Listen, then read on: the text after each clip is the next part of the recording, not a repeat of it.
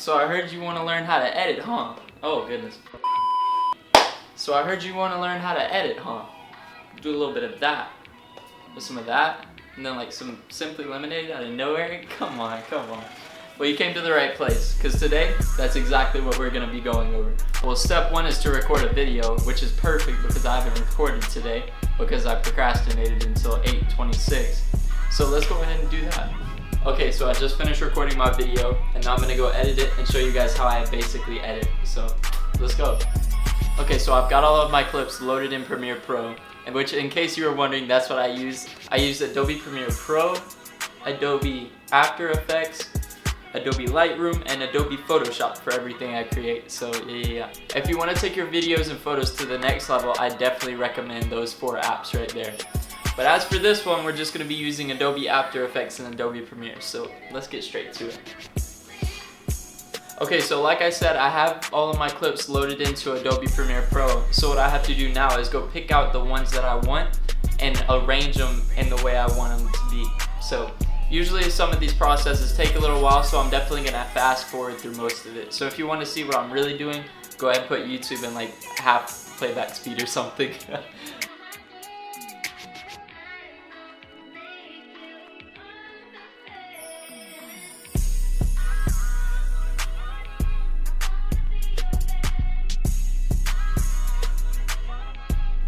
So what I'm doing right now is dragging the audio from the TikTok clip that I got into Premiere so I can use it as basically a baseline for all of my clips to fit into.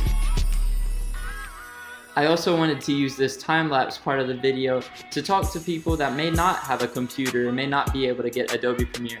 There are a lot of apps in the App Store that actually do some of these things. It just takes a matter of searching it up on YouTube, looking up tutorials, and sometimes just trial and error. And it's always good to keep in mind that content is king. You don't need to be a crazy editor to make really good videos. I've seen a bunch of really good videos that didn't have a single bit of filtering or even editing. It's all about what you decide to create and how you execute it.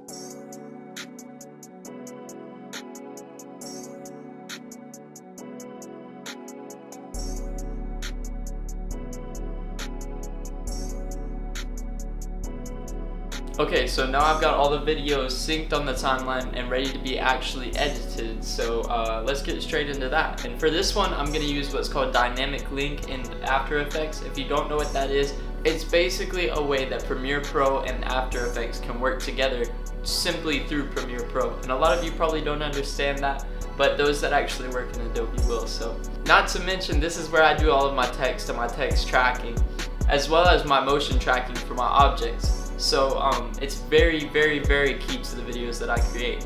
Like when I do this and that, that's the app that's doing it. So let's get straight into it.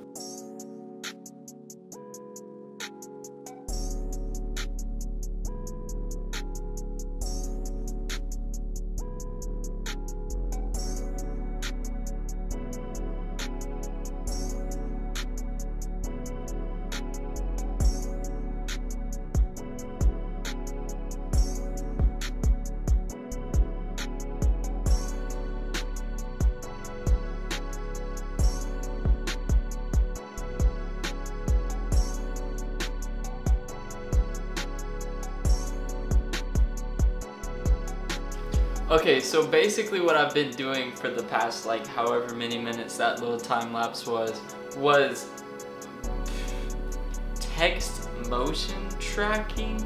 I don't know how else to describe it, but in After Effects you can track a certain point on the video and the software will actually follow it throughout the video, basically. But that's essentially what I do for my text tracking and how I make the text move in relationship to me.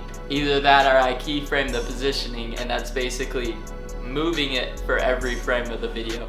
It's long and tedious, but it also looks good at the end of the day. So there's a pretty good trade-off there. So that's what I've been doing for the past 4 or 5 clips, just getting certain like labels, like the people on TikTok that use text and stuff. Basically, that's how I do my certain labels or whatever. Now I'm fixing to do what I was talking about earlier with the keyframing of the text. Instead of tracking these, I'm basically going to keyframe them to appear whenever I point. So just like whenever I point like that, he's going to point up and the text will come out. I love how I just referred to myself in the third person. These little stopwatch things at the bottom are basically the keyframing properties. That's how it tells the software when and where to move the text. I'm setting the scale at 0 for the beginning so that by the end of the point, I can put the scale at 100 and it will pop out. You know what, screw it, let me just show you. Okay, so now that I'm finished, you'll be able to see what I'm saying. So now whenever I press play, the text pops up like that. So it looks a little bit cooler, adds a little bit more spice to it. So I think it's cool and I rock with it, so yeah. Okay, so now that I've got all of that done, I have to go back through and keyframe the positioning of the shots to make it look a little bit more live, add a little bit more spice, you know what I'm saying? A little Old Bay on them. Oh god, dude. I don't think any amount of editing could make that less cringy. Oh god. Let's just get back to editing. So what I'm doing here is I'm keyframing the positioning and the scale of the whole shot so that it moves as the time passes by, essentially.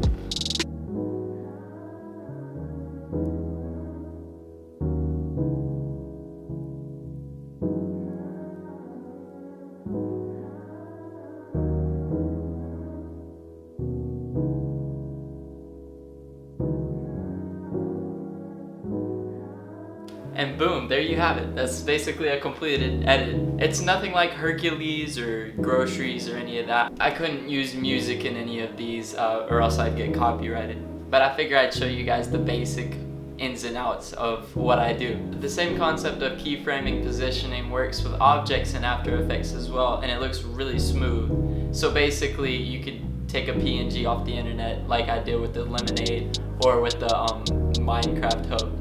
And keyframe it so that it follows your hand, basically. But that's how I do it. So I guess I'll show you guys the finished edit. We have to do something, and we have to do it now. Who's that?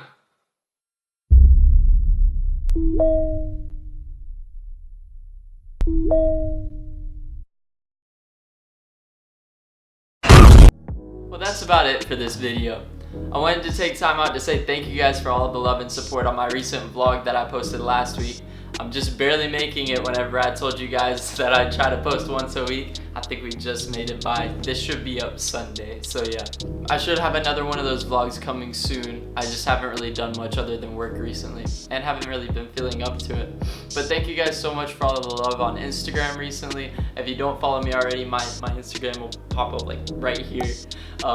Okay, I thought that's pretty cool. I've always liked these little pop tags that you could do on here. I've always wondered how people have done it, and I finally know how to do it. Also, I've gotten a lot of new stuff in my room recently, added to the setup a good bit. So let me know if you want me to do a room tour or something. I thought that would be cool. If I get enough comments about it, I'll probably do it.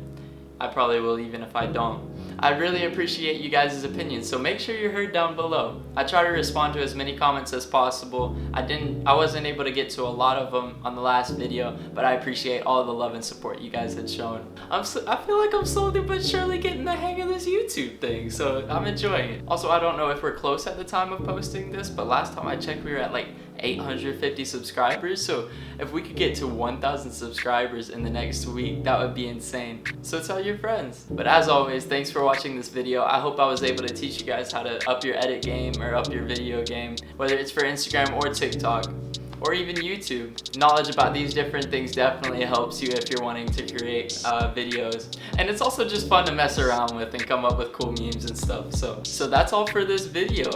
I guess I'll see you guys next time. Until then, peace.